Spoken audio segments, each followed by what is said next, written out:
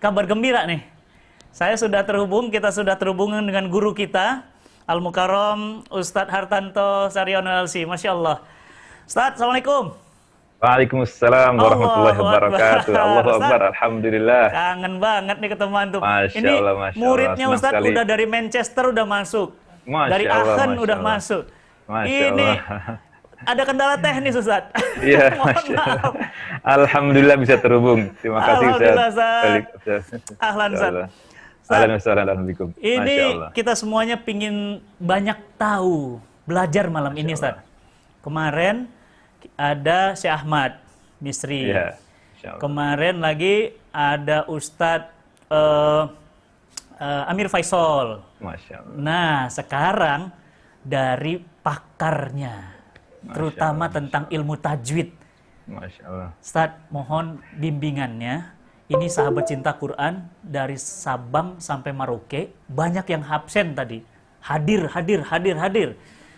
Termasuk juga dari Eropa, dari Inggris, dari semua wilayah Eropa. Ini muridnya antum turun semua, termasuk Australia. Keluar Masya semua. Allah.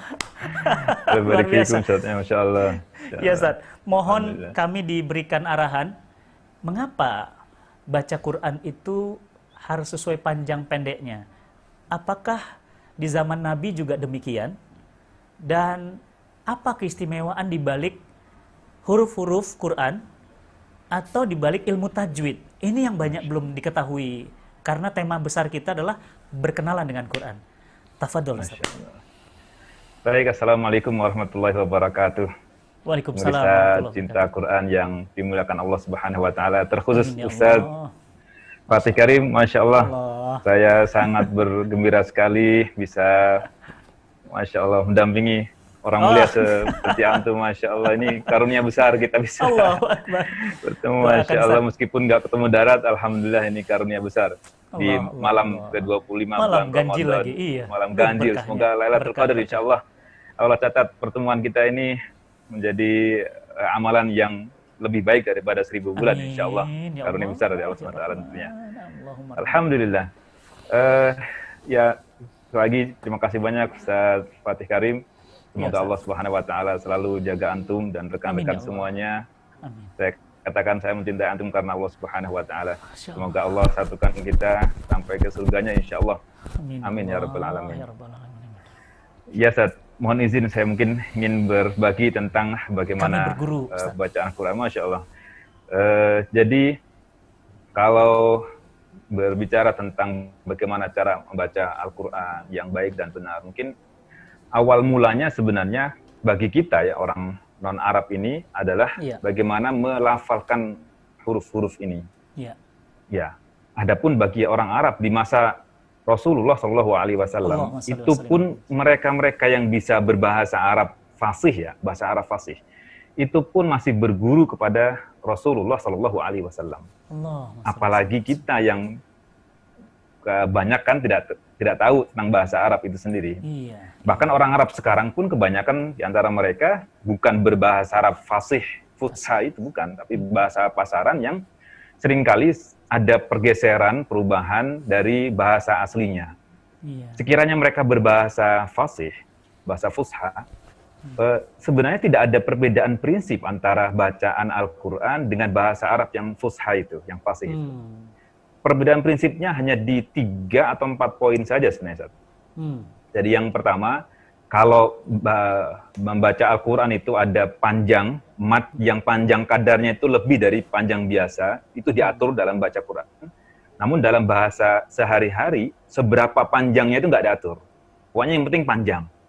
Jadi misalnya saya baca, Idza jaa nasrullahi wal fath. Misalnya, jaa, panjangnya jaa itu diatur, harus lebih dari 2 harokat. Dalam hitungan ilmu tajwid sekarang ya, pada masa itu pokoknya para sahabat memahaminya pokoknya panjang lebih.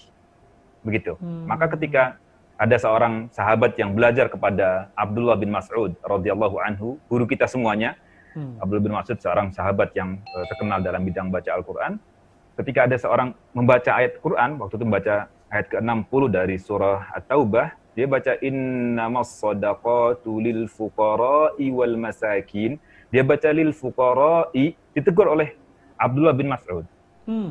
Gitu kata Abdullah bin Mas'ud, ma hakadha aqra'anihan Nabi sallallahu alaihi wasallam. Ma hakadha aqra'anihan Nabi sallallahu alaihi wasallam. Tidak seperti ini Nabi sallallahu alaihi wasallam mengajari aku, kata Abdullah bin Mas'ud. Lalu laki-laki itu bertanya, wa kaifa aqra'aka ya Abu Abdurrahman? Bagaimana beliau sallallahu alaihi wasallam mengajari engkau wahai Abu Abdurrahman, kunyah Abdullah bin Mas'ud? Dikatakan aqra'aniha, Nabi sallallahu alaihi wasallam mengajariku, innamas shadaqatu lil fuqara'i wal masakin. Beliau panjangkan rohnya lebih dari kadar yang biasa diucapkan dalam keseharian. Itu satu perbedaan bahasa fusha, bahasa fasih dengan membaca Quran. Yang pertama. Jadi ada aturan panjang yang lebih dari kadar biasanya. Yang kedua, membaca Quran juga ada gunah yang kadarnya lebih lama daripada ucapan sehari-hari. Misalnya saya baca inna anzalnahu fi lailatul qadr. Inna itu kan gunahnya lama. Ya. Nah, itu khusus dalam membaca Al-Qur'an. Dalam bahasa sehari-hari nggak diatur, mau bilang mau yang penting double huruf udah aman gitu. Iya.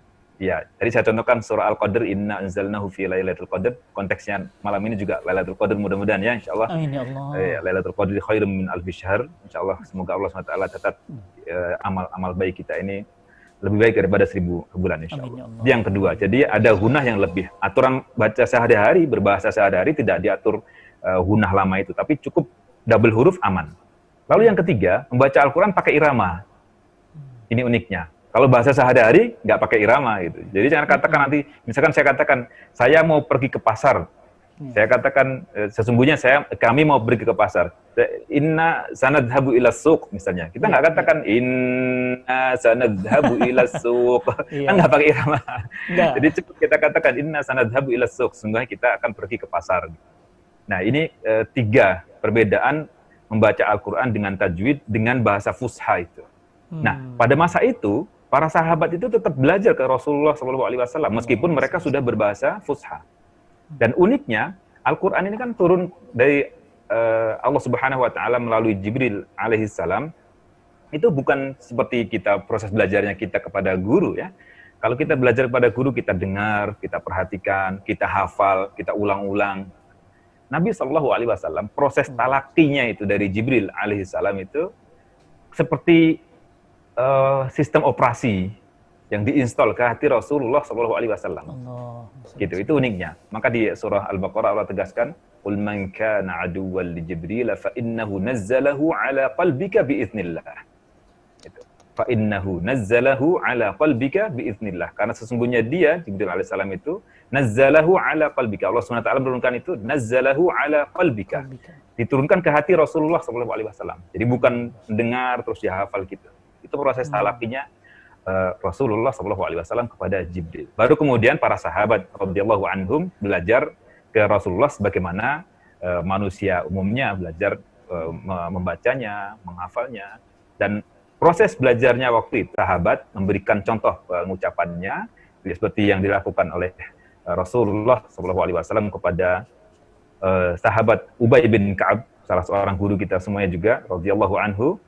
Rasulullah mengatakan kepada beliau, ya Ubay, wahai Ubay, bahwa sungguhnya Allah Subhanahu Wa Taala memberi aku untuk mengajarimu surah Lam Yakunil Ladzina Kafaru, surah Al-Bayyinah. Baca. Lalu atau yang kedua, yang pertama tadi Rasulullah SAW mengajari, yang kedua sahabat yang membaca. Seperti yang dilakukan oleh Abdullah bin Mas'ud ketika Rasulullah SAW minta kepada Abdullah bin Mas'ud supaya membacakan, melafalkan Al-Quran. Abdullah bin Mas'ud kan bilang, bagaimana Rasulullah, aku membaca kepadamu sementara Al-Quran turun kepadamu. Nah, gitu kan. Akhirnya beliau membaca dari surah An-Nisa dan sampai beberapa ayat sehingga Nabi SAW sangat terkesan dengan bacaan Abdullah bin Mas'ud dan sampai akhirnya Rasulullah SAW menangis dan kemudian minta diberhentikan. Itu proses belajarnya para sahabat radhiyallahu anhum. Adapun masalah panjang dan pendek tadi itu yang prinsip itu. Jadi perubahan huruf itu bisa mengubah makna. Misalnya kata alim, maha mengetahui, kalau menjadi hamzah alim jadi pedih kan gitu. Gitu. Belum lagi panjang dan pendek. Sering contohkan beda antara jamal dan jamal. Gitu. Jamal yang pendek itu unta, jamal yang Panteng nama orang. Kalau salah panggil, bisa Unta, bahaya. gitu. Panggil Pak Jamal, unta gitu. Ya, ini kadang sederhana tapi banyak di masyarakat kita yang kadang nggak perhatian dengan yang seperti ini nih, panjang dan pendek ini. Ini Iya. prinsip sekali padahal ini. Jadi mengubah panjang dan pendek itu mengubah makna, mengubah arti. Belum lagi mana yang double, mana yang single, huruf-hurufnya itu. Itu yang pertama prinsip, Zat. Jadi huruf panjang dan pendek itu yang harus dibenahi di tingkat dasar. Iya. Begitu, Zat. Ini, Zat. Fatih, Masya Allah. Terus yang Ya. menarik, Zat, ketika kita umroh, kita datang ke Museum Quran, itu Quran di zaman sahabat. Ini banyak Ya. yang nanya, Ya, itu nggak ada tanda baca. ya betul. Bahkan nggak ada titik dua, nggak ada. Dia Iya, nggak tahu betul. itu ta apa sa. Itu gimana Zat, sejarahnya sampai jadi mushaf sekarang? Iya, betul. Jadi pada masa Rasulullah Shallallahu Alaihi Wasallam, kebiasaan orang Arab pada masa itu menulis tulisan Arab itu tanpa titik dan tanpa tanda baca. Waduh. Begitu, Ustaz. Jadi begitulah yang ada, dan secara natural mereka tuh asli masih natural. Jadi tahu ini konten hurufnya apa. Jika ada susunan huruf-huruf itu, mereka tahu ini konten hurufnya pasti ini. Jadi mereka tahu perbedaan-perbedaan huruf-hurufnya. Nah, kemudian itu kan berjalan ya. Mereka tulis tanpa tanda baca, tanpa titik huruf kan gitu. Lalu mulailah di masa Utsman bin Affan, itu kan Allahu anhu, itu kan ekspansi kekuasaan Islam itu sudah jauh, sudah ke dan Arab, sampai ke Azerbaijan, sampai ke Armenia. Mulailah saat itu ada orang yang salah berbahasa Arab dan otomatis salah membaca Al-Quran. Nah, itu. Nah, mulainya di situ tuh. Mulainya di situ, akhirnya kebijakan yang diambil oleh Utsman bin Affan adalah menduplikasi satu naskah yang tadi diwariskan dari Abu Bakar Siddiq ketika dibukukan ya. Kalau ditanya penulisannya, Al-Quran ditulis itu bukan di masa Abu Bakar atau di masa Utsman bin Affan, tapi telah turun ayat Rasulullah SAW memanggil para sahabat radhiyallahu anhum langsung suruh nulis kan, sampai ada hadis yang terkenal, la taktubu anni ghairil Quran. Jangan kalian tulis apa yang datang dariku selain Al-Quran. Di awal mula turunnya Al-Quran kan itu pesannya. Kenapa? Supaya nggak campur dengan hadis Nabi Sallallahu Alaihi Wasallam. Nah, di masa Utsman bin Affan diduplikasi, akhirnya dikirimlah ke berbagai kota di Jazirah Arab waktu itu, dikirim mushafnya beserta gurunya. Nah, waktu itu belum ada titik dan juga belum ada tanda baca Ustaz, di masa Utsman bin Affan itu. Gitu. Padahal udah mulai ada orang salah baca itu. Nah, dikirimlah dicetak, kurang lebih ada mengatakan 6 cetakan lah gitu. Kalau sekarang cetakan, pada masa itu tulis tangan lagi. 6 atau 8 naskah. Satu naskah dipegang Utsman bin Affan radhiyallahu anhu, kemudian yang kedua di Madinah. Jadi di Madinah ada 2, yang kedua ini untuk kaum muslimin di Madinah, kemudian dikirim yang ketiga dikirim ke Makkah, kemudian ke Kufah, ke Basrah, ke Syam. 6. Ditambah lagi yang 2 berikutnya ada kirim ke Yaman dan Al-Bahrain. Itu kemudian yang menjadi guru-guru kita semuanya perkembangan bacaan Al-Quran. Nah, baru kemudian di masa Ali bin Abi Thalib nih, masa Ali bin Abi Thalib atau setelahnya, itu baru ada usulan supaya ada pemberian tanda baca. Jadi sebelum dikenal titik, itu tanda baca duluan, Zat.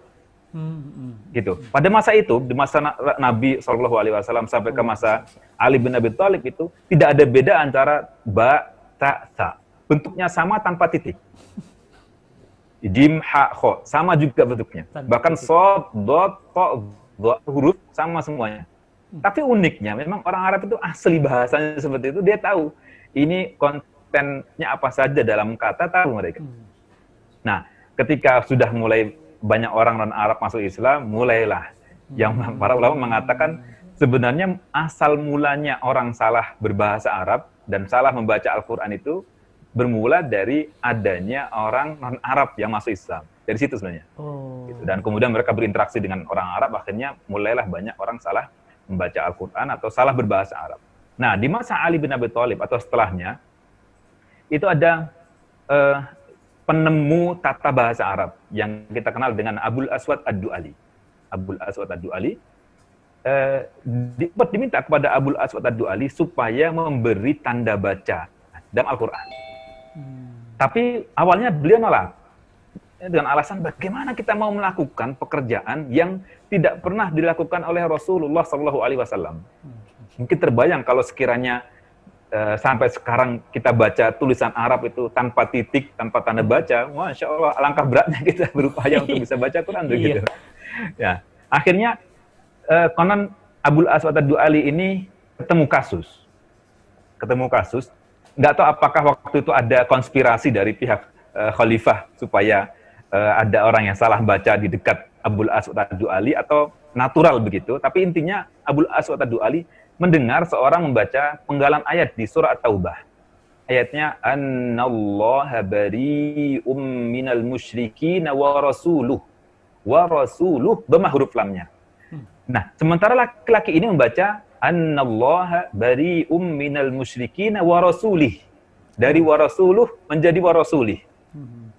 Dan maknanya jauh sekali. Makna aslinya kan sesungguhnya Allah berlepas diri dari orang-orang musyrikin, dan demikian pula Rasulnya. Rasulnya ikut ke Allah Subhanahu Wa Taala. Ketika dibaca dulu, Rasulullah SAW ikut ke Allah Subhanahu Wa Taala. Ketika dibaca wa rasulih, berubah mana? Sesungguhnya Allah berlepas diri dari orang-orang musyrikin dan Rasulnya. Rasulnya ikut ke musyrikin. Gitu. Maka bermula dari situ, akhirnya Abul Aswad Ad-Du'ali yang tadinya menolak untuk memberikan tanda baca, akhirnya mau dia. Gitu. Itu awal mulanya tanda baca tuh. Akhirnya dipanggil gurunya yang muridnya yang cerdas. Dia katakan kepada muridnya ini, aku baca, kamu berikan tanda. Kalau aku buka mulut, fathah maksudnya A. Kalau buka mulut, maka beri titik di atas huruf. Yang sekarang kita kenal fathah, garis itu, Ustaz. Dulunya titik. Dulunya titik satu di atas huruf. Maka mungkin sebagian kita dari Sumatera katakan baris atas. Ya, baris di atas. Baris atas ya. Kenapa baris atas? Karena memang mulanya itu dari titik di atas. Gitu. Lalu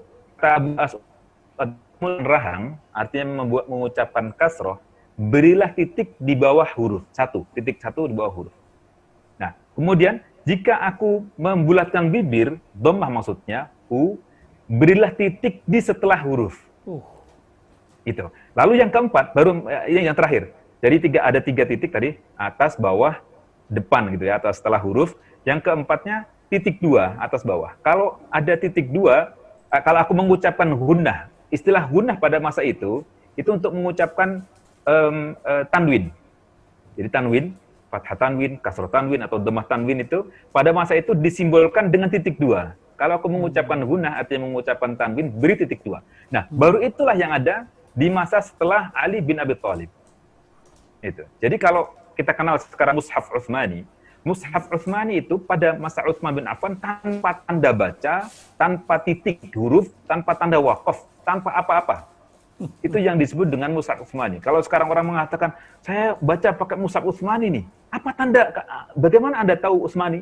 Terus dia mengatakan ada waw kecilnya, ada ya kecilnya. Hasyalillah, subhanallah. Pada masa Utsman bin Affan nggak ada tanda baca. Itu baru kontemporer. Baru sekarang. Itu awal mulanya. Baru tanda baca. Lalu berkembang berikutnya, para ulama akhirnya punya inisiatif. Di antaranya Nasr bin Asim Al-Laythi di awal-awal abad ke-2 Hijriah, beliau punya inisiatif. Karena masih banyak orang salah baca, udah dikasih tanda baca, akhirnya beliau inisiatif membedakan huruf dengan titik. Akhirnya ba dititikin satu di bawah, satu, atau ta dititikin dua di atas huruf, sa titik tiga, gitu. Shin dibedakan dengan sin titik tiga juga. Tapi titik tiga dulu berjajar, Ustaz. Di atas giginya itu titik, bukan seperti sekarang tumpang ya. Sekarang tumpang itu dulu sejajar gitu. Nah, itu baru mulai awal abad ke-2 Hijriah, 100-an Hijriah baru mulai. Nah, akhirnya berkembang sampai seperti sekarang, tanda bacanya sudah sangat sempurna, memudahkan kita yang tidak tahu bahasa Arab bisa membaca dengan baik, bahkan mengucapkannya, Masya Allah, tadi saya dengar tilawah Ananda Kaila, Masya Allah, luar biasa. Ya, itu ini keunikan Al-Quran ini, mukjizat Al-Quran. Dan kita sangat bersyukur sekali. Coba bayangkan, kitab samawi yang Allah Subhanahu wa taala turunkan, itu kan ada Taurat, ada Injil, ada Zabur dan Al-Qur'an ya gitu. kita, Masya Allah, kita masih membaca Al-Quran sebagaimana Al-Quran diturunkan kepada Rasul SAW. Original Coba umat banget. yang lain. Iya, bener, amazing ini. Coba umat yang lainnya, suruh baca kitab aslinya, bahasa aslinya. Nggak ada, mereka jangankan orang yang asing, yang berbahasa itu pun nggak tahu aslinya seperti apa. Kita, Masya Allah ya, ini karunia besar dari Allah Subhanahu Wa Taala kepada kita semuanya. Masya Ini Allah. jadi Masya Allah. Jadi begitulah kurang lebih sederhananya. Sahabat Singkatnya, cinta Quran, Masya Allah ya. proses, gitu. Pertanyaan Masya yang Allah. begitu rumit, Ustadz Hartanto jawab dengan sangat simpel. Masya Allah, Masya Allah. Ustadz, Barakallahu fiik, Masya Allah. ini keluasan ilmu antum barokah, Ustadz, Masya Allah, untuk Masya umat Allah. ini. Ustadz. Ya Allah. Kita masih belajar, Masya Allah. Ustadz. Saya belajar banyak dari antum, Masya Allah. Allah, saya Allah, mah enggak, Masya Ustadz, Allah. cuma gini doang, host aja. Masya Host. Allah. Ustadz, Ya, Masya Allah. satu lagi, Ya, Ustadz. Ustadz. Ini banyak orang bingung. Kalau kita sholat di Madinah, itu bacaannya lebih santai, tenang iramanya. Tapi begitu imam-imam Mekah, saat demen banget. Jadi kayak Syekh Misyari Rasid, kemudian Syekh Ghomidi, itu kan iramanya itu semangat, intonasinya, hentakan-hentakannya gitu. Apalagi ketika dia cerita tentang surga, neraka, ya. itu mereka bisa sambil suaranya kayak air mendidih begitu, rrrr, gitu. Nah, tapi kok di Madinah kok beda irama, Sat? Ini apa yang menyebabkan perbedaan-perbedaan irama di para qori ini, Sat? Ya, Masya Allah. Jadi sebenarnya irama ini dari Nabi Shallallahu Alaihi Wasallam tidak dibikin pakem ya, gitu. Nah, pakemnya harus seperti apa? Hanya saja kemudian para generasi berikutnya mereka membaca Al-Quran dengan alamiah, dengan natural begitu. Akhirnya jadi kebiasaan yang sangat dipengaruhi oleh kondisi sehari-hari. Jadi medan sehari-hari itu mempengaruhi bagaimana ritme irama. Gitu. Sebagaimana juga gitu. Kita perhatikan coba nasyid misalnya ya, nasyid, lagu-lagu semangat keislaman itu, bandingkan antara irama-irama nasyid dari Kuwait gitu.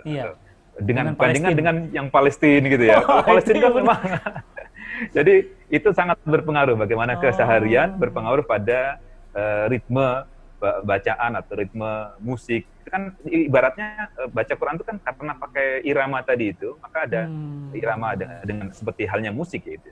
Jadi tapi hasyalillah subhanallah, jadi kita nggak samakan dengan musik, tapi maksudnya ada irama-iramanya itu naik turunnya itu terpengaruh oleh kondisi suasana dan alam mungkin Madinah kan tenang, iya, kan lingkungannya kan tenang gitu, adem, medannya juga nggak begitu sesulit Makkah, dan itu juga sangat berpengaruh. Kalau Makkah kan memang zaman dulu memang seperti itu, belum lagi masalah latar belakang budaya di Madinah itu kan memang emang masyarakatnya lebih lembut dibandingkan dengan kondisi di Makkah. Makkah tantangannya sangat berat, jadi memang perjuangannya berat. Itu berpengaruh, Ustaz. Oh, itu juga mempengaruhi. Berarti sebenarnya irama khusus dari Nabi langsung nggak ada yang fix ya, Ustaz? Fix tidak ada yang ditentukan harus seperti apa. Tapi generasi-generasi berikutnya mereka berinisiatif bagaimana supaya membuat Al-Quran ini lebih menyentuh dengan irama-irama itu, tersentuh drama itu. Bagus, pada dasarnya bagus. Yang penting adalah bagaimana tetap menjaga hukum-hukum bacaan itu seperti yang diajarkan oleh Rasulullah SAW. Yang amat disayangkan kalau sekiranya mengedepankan irama, mengalahkan hukum bacaan. Itu yang disayangkan. Itu yang banyak ngejar begitu, Ustaz. Yang jangan sampai, ya betul. Merdunya. Dalam membaca Al-Quran itu ada dua hal prinsip dalam membaca Al-Quran itu. Jadi beliau ketika mengomentari ayat warattilil Qur'ana tartila, dan bacalah Al-Quran dengan setartil mungkin. Kata Ali bin Abi Thalib radhiyallahu anhu, beliau mengomentari at-tartilu huwa, yang disebut dengan tartil itu adalah tajwidul huruf wa ma'rifatul wuquf. Jadi yang pertama, poin pertama itu memperbaiki pelafalan huruf. Yang sekarang kita kenal dengan ilmu tajwid itu dimulai dari huruf sebenarnya. Dimulai dari huruf, bagaimana mengucapkannya, sampai kepada hukum-hukum nanti ada idgham, ada mad dan sebagainya, itu bermula dari tajwidul huruf. Satu poin. Babnya banyak.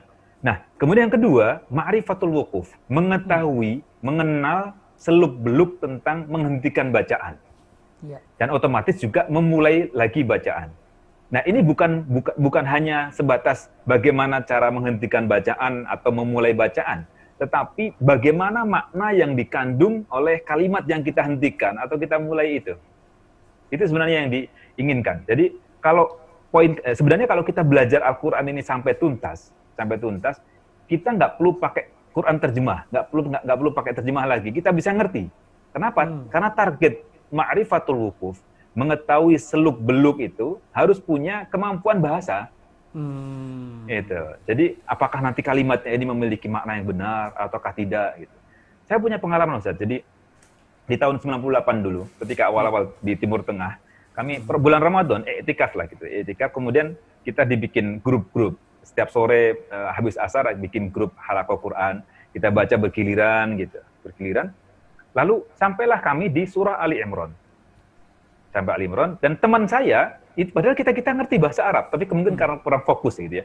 Dia baca ayat ke-21 dari surah Ali Imran, innalladzina yakfuruna biayatillahi wa yaqtuluna an-nabiyyina bighairi haqqin wa yaqtuluna alladzina ya'muruna bil qisti minan nas. Nafasnya habis. Ya. Oh. Dia ingin melanjutkan sampai ke akhir ayat, tapi nafasnya habis. Nggak kuat. Nggak kuat. Nah, tapi kemudian beliau salah beristihad, salah berinisiatif mengulang dari mana? Kan tadi ayatnya innalladzina yakfuruna biayatillah, sesungguhnya orang-orang yang mengingkari, kufur terhadap ayat-ayat Allah. Wa yaqtuluna an-nabiyyina bighairi haqq. Mereka membunuh para nabi dengan cara yang enggak dibenarkan. Wa yaqtuluna alladzina ya'muruna bil qisti minan nas. Mereka juga membunuh orang-orang yang memerintahkan kepada keadilan di antara manusia. Berarti di sini enggak ada masalah. Tapi masalahnya ketika dia mulai alladzina ya'muruna bil qisti minan nasi fabashshirhum bi'adzabin alim. Katanya orang-orang yang memerintah kepada keadilan di antara manusia, maka berilah kabar gembira dengan adab yang pedih. Subhanallah. Salah memulai, akhirnya maknanya berubah. Orang yang memerintah kepada keadilan justru mendapatkan adab yang pedih kan. Nah itu dia. Gawat. Ini poin yang kedua ini. Harusnya kan dia mengulang dari wa yaqtuluna alladzina ya'muruna bil qisti minan nasi fabashshirhum bi'adzabin alim. Dan orang-orang yang membunuh orang-orang yang memerintah kepada keadilan, maka berilah kabar gembira dengan adab yang pedih. Nah, itu baru benar gitu. Ini Nah, ini asik poin banget kedua nih, ini, teman-teman nih. Betul. Ini yang kedua Banyak ini mau kita obrolin.